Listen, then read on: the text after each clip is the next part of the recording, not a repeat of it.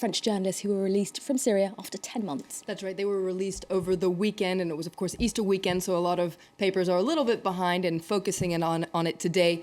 Libération, the left-leaning paper, promises a behind-the-scenes account of their liberation, but really instead it gives a detailed account about their detention, not so much their liberation. Just what happened still is a little bit secret, but the paper really does go into detail about those 10 months that they spent in captivity. They were held in Aleppo by the Al-Qaeda-linked terrorist group ISIL, a group that has made hostage-taking into a very lucrative business, according to Libération. It says that at least 22 other hostages from around the world were being kept in the same place, so Libé goes so far as to call it a hostage factory where they were. Now, what really shocked these French journalists was how professional their hostage takers were. Very well organized. They grilled the journalists where they were from when they were captured to find out exactly who they were dealing with, and they knew exactly what they were doing and the value of different hostages, because some countries don't negotiate and some countries do, which changes the value of hostages, according to Libé. Also, there was a very real hierarchy within the group. For instance, the leader was Iraqi. Those in charge of all communications were fluent English speakers. According to Libya, they were actually British citizens, probably of Pakistani origin. And what's really important is their jail keepers. They were French citizens, according to Libération. Not only did they speak fluent French, they were also talking about French politics amongst themselves. And this story is headlining another French papers as well, isn't it, Flo? That's right. L'Opinion takes a look at just what the government is trying to do about all this. France is preparing a plan against its jihadists. So its jihadists, French jihadists, around 700 French citizens are currently fighting in jihad around the world, according to L'Opinion. And it actually talked to government officials that say that some 70,000 French citizens are turning to radical Islam. Now, Le Figaro is focusing on what the government's doing to stop this or deal with it, let's say. That's right. This is a major challenge for the new Interior Minister, Bernard Cazeneuve. He'll be presenting a plan during the cabinet meeting tomorrow.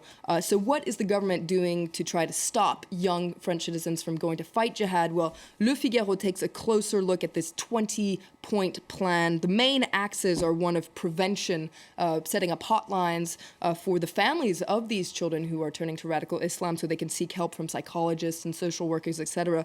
Another part of the plan is an alarm system so that people can signal potentially dangerous cases. Another part is also surveillance, a lot of surveillance online during this plan, and also communication, some sort of access to help schools, etc., help local authorities be informed. But Le Figaro, you just saw the editorial there, says this is a very serious issue that it should really be a national priority because it concerns national security.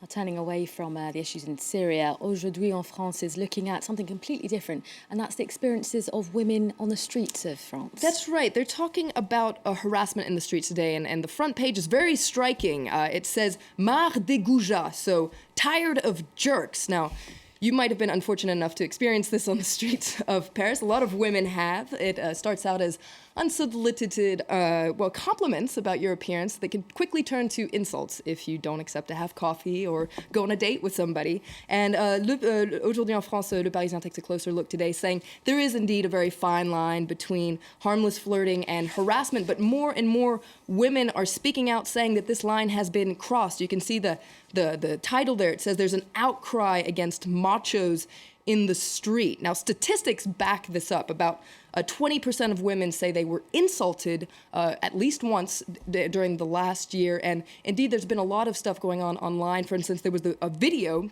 that went viral that's called Oppressed Majority. It's by a filmmaker named Éléonore Pourrias, a French filmmaker, and it shows the situation where a man's world turns into a women's world and just how this feels for men.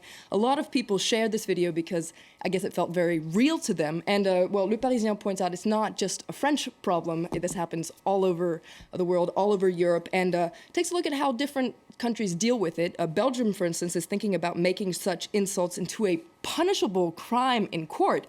Le Parisien says this might be a little extreme, but there should indeed be a public debate about this very real problem. Flo, I was complaining exactly about that issue to a girlfriend yesterday, so thanks for bringing that up. All right, Flo Villeminon, thank you very much for that update.